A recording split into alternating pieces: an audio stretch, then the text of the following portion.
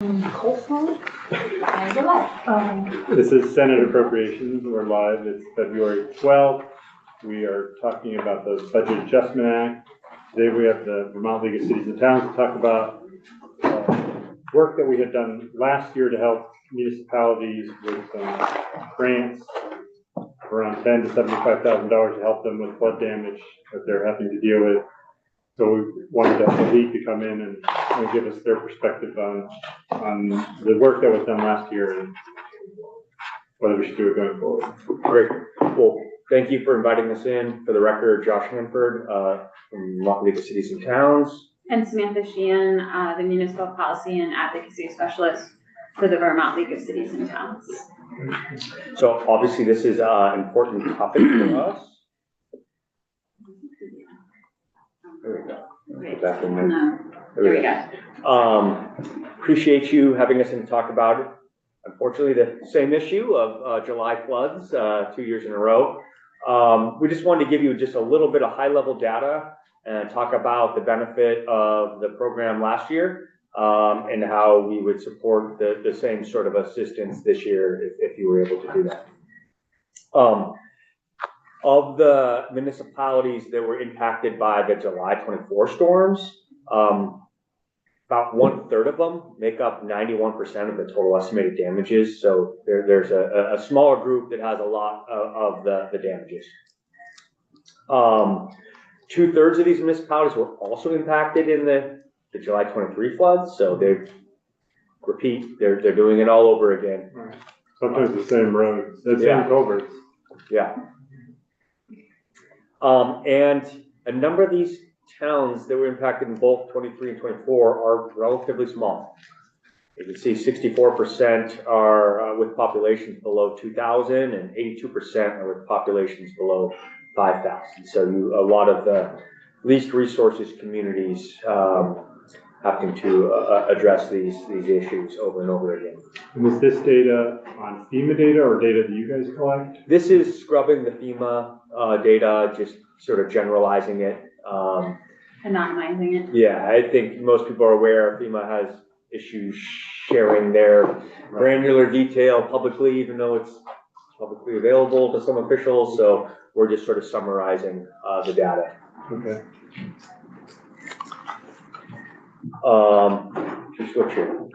Sure.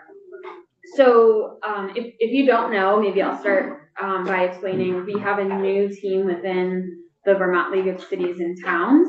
It's called the Municipal Operations Team. It was created and is currently funded by a USARD grant to provide direct support to municipal officials around everything related to municipal finance. So basic day-to-day tasks for clerks and treasurers, but also project readiness, grants management, grants application and research, grants reporting. And this team actually assisted all 247 municipalities with ARPA. They are now working with municipalities on the Energy Tax Credit Program in the Bipartisan Infrastructure Act. And another big project for this team was working with the Agency of Administration in deploying the 2024 flood grants. From that experience, some feedback that we have is that some of our small population, small grandless towns, many of which were affected by these floods, just generally on a good day in a normal year without flooding, struggle with cash flow.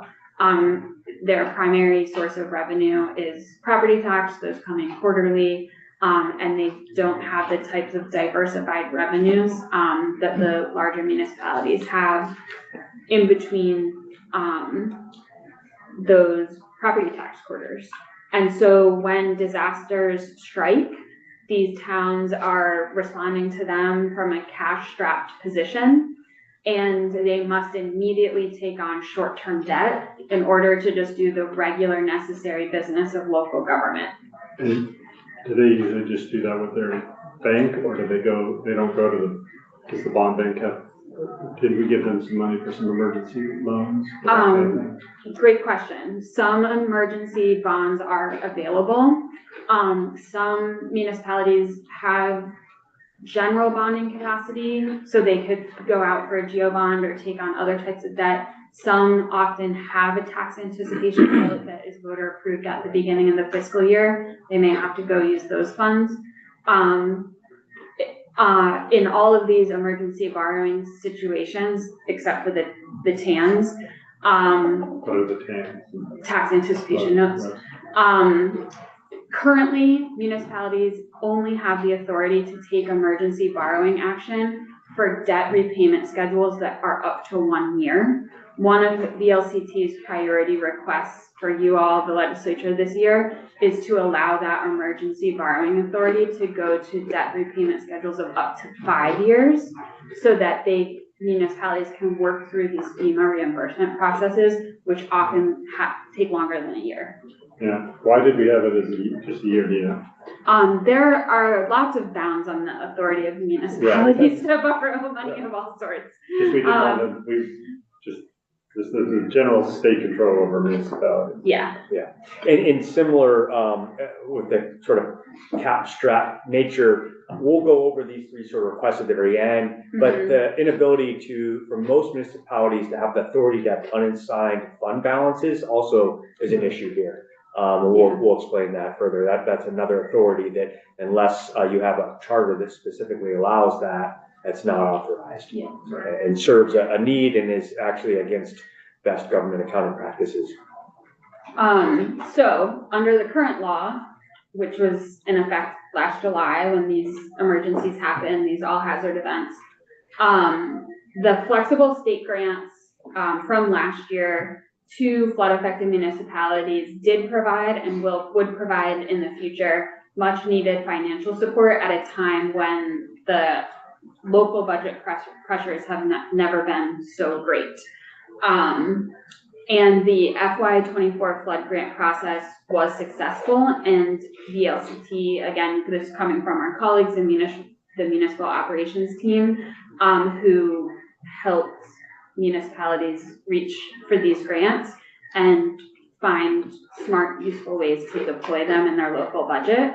Our colleagues support the funding formula from last year. We'd like to see that used again. They felt that was fair and effective.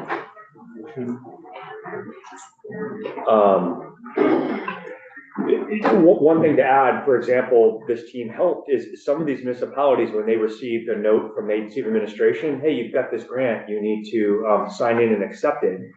They were thinking it was some sort of fraud or some sort of, like, what's the strings? What do I have to do? We guided them to that. Nope, this was in the budget last year. This is money to help you. And we're able to assist them as a sort of trusted voice. That this wasn't something that came with strings that they weren't aware of, and we're going to have to do something different with it. So, we plan on being able to play that same role if additional funding sort of moves out in the same way. Yeah, and let us know if there's a better way for us to inform them. It was just the process of agency of administration releasing funds and telling people through an email, hey, you have this, and it was just a little unusual for them to get that sort of unsolicited support. Later, it was like quite a bit of time lag. Yeah. Exactly. So it wasn't fresh on their mind and came with some questions.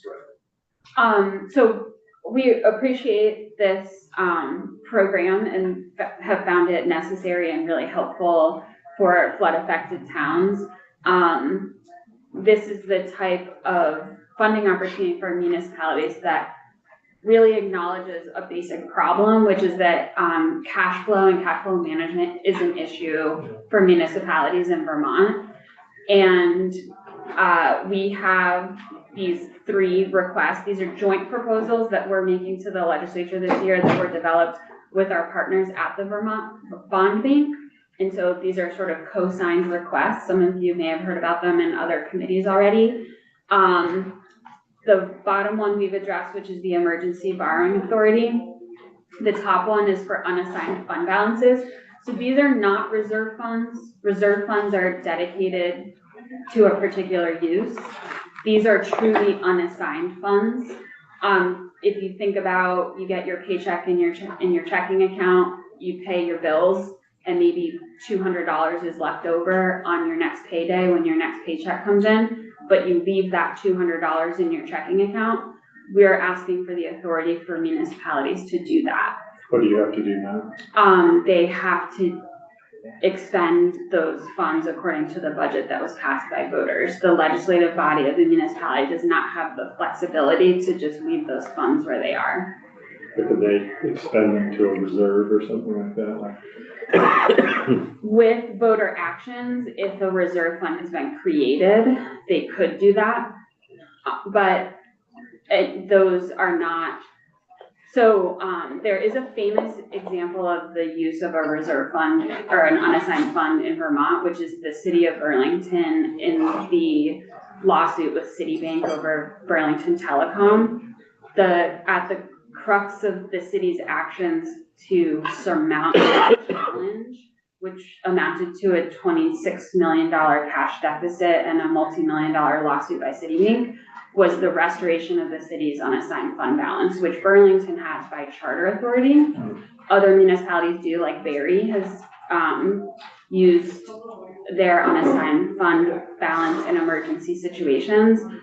But outside of emergency situations, it is a broadly acknowledged best practice for government finance. It makes the municipal government a more appealing borrower to lenders, especially private lenders like banks. It puts them in a more resilient position in case of emergency. It helps allow them to be more grant ready because they have flexible funds that could be applied to a sudden grant opportunity, as well as other benefits. But this is basically a broadly used nationwide best practice for governments of all shapes and sizes. We see in the audits that they reference, we recommend you establish an unassigned fund balance. You know, the reserve accounts are great, but you're dedicating to a use. You can't change that use if something unanticipated comes up. And this would still need to face the voter scrutinies of a budget that has a leftover unassigned fund balance, but it's just good practice to have a little bit of savings on hand in case you need it for something. So that's what that's about. We've talked about this with a number of committees. We're hoping a bill, pops soon that we can discuss these in more detail. The last one in the middle there, the level debt service. This is much more in the weeds, and definitely Michael Vaughn from the Bond Bank would be best to explain this in detail. But think of all of us have had a mortgage, and you pay the same payment, throughout the life. That's what this is asking for debt service for municipalities, instead of these big spikes in payments in the front end and make it hard for municipalities to pay those bills, the taxpayers to pay. We're not authorized to have level debt service like most of other communities across the country have, which would allow more predictable payments of your debt, more predictability for the taxpayers. And so also think this is something we should be authorizing municipalities to do. I think there's a lot of catching up in sort of modern best practices for municipalities that need authorization from the legislature for municipalities to take advantage of. And on level debt service, we're asking for this to be an option. Yeah. So right now, the only option is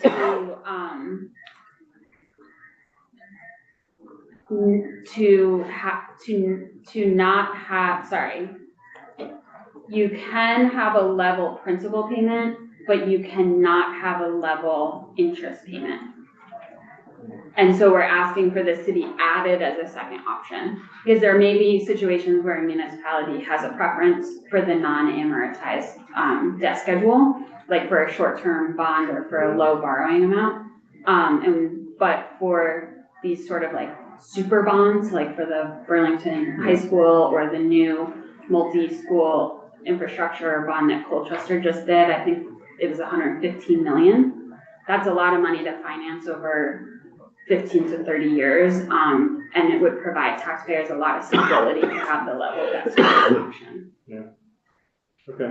Well, we look forward to seeing a bill making its way on this.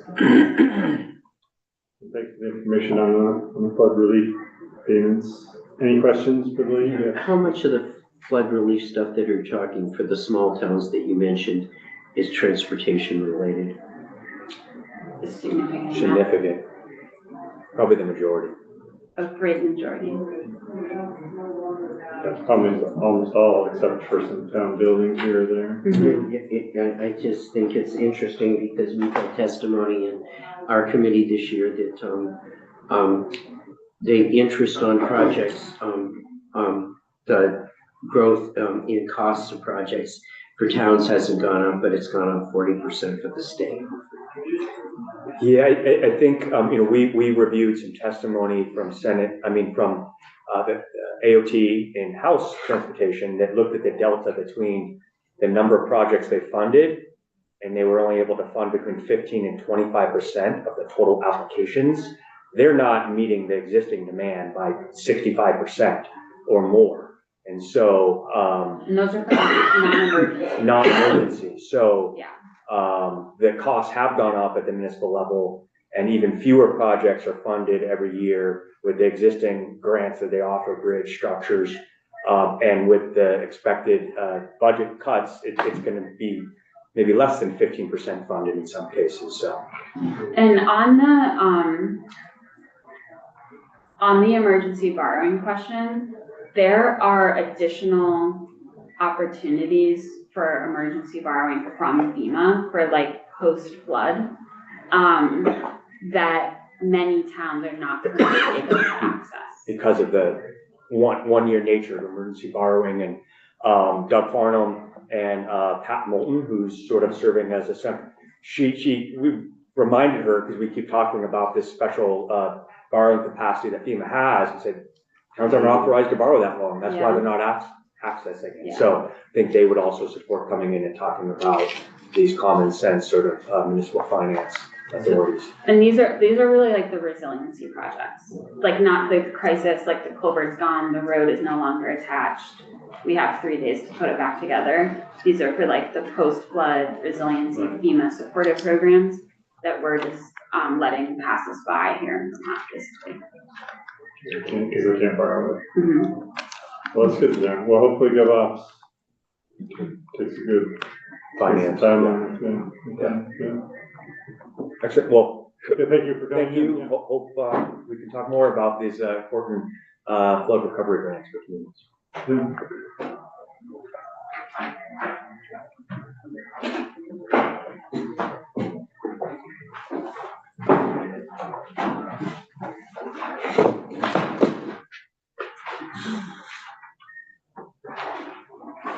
Oh, handout.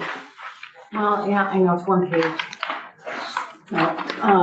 And it's posted also. I'm Catherine Benham, Chief Fiscal Officer with the Joint Fiscal Office, and I'm here today to talk to you about a budget adjustment item. And I'm gonna give a little history and then I'll talk about the language. So the Joint Legislative Management Committee oversees the staff offices and provides policies and deals with management and organizational issues. And in 2002, NCSL performed they created a compensation system and helped us with our organization. And since that time, that has worked, but we have found a need to do further assessment and refining the organizational structure. It's pretty set and we want to create more professional growth opportunities for people. And so the staff directors would like to do another study, and JLMC has a policy that the compensation should be reviewed every 3 or 4 years, I think is what it says. So unfortunately, NCSL is no longer doing this work because that would be the ideal situation. We're just bringing back. What we did instead was we put out an RFP. All the office directors have been involved with it, and we solicited proposals. We interviewed them. We found one that we all preferred and recommended, and we went to the Joint Legislative Management Committee to ask if this consultant could be hired for that process. Did you say that was 2002? 2000, I might have said 2002, 2022. Oh, I Thank you. That was, you know. That was a good. That would have been, yeah, Jalen. Yeah. I was Yeah, gonna say, you were right. I probably did say 2002. I did think 2022. So we went to the Joint Legislative Management Committee and asked for their support in recommending that we do this work. And this work is gonna cost some money. It's $92,000 is the bid on it. In order to pay for that work, I have a suggestion. We, the Joint Fiscal Office, was appropriated, and you'll see in this in the 2023, it's the FY24 one-time appropriations. We were appropriated some money for the Task Force on Economic Development Incentives. And that task force actually never came into being. So this money is there if, and so we are suggesting, recommending that this money, the language associated with this money be modified to talk about consulting services related to legislative needs, including analysis of legislative staff compensation and organizational structure, and implementation of adjustments in accordance with it as the Joint Legislative Management Committee has set up. So I'm just here putting this in front of you for consideration in the budget adjustment. So at the top of this is section X of 2023 action. So this will be going to your budget adjustment, and Brady will put in whatever section number it is, wherever it lands in your version. And so it would be in the 2023 action. If that's where it was originally appropriated, and this would be amending that bill to be 1100 EE. Yeah. Okay. Any questions from us? Okay. Thank you. Great. Thanks for that. So we'll see that in the next version of the language.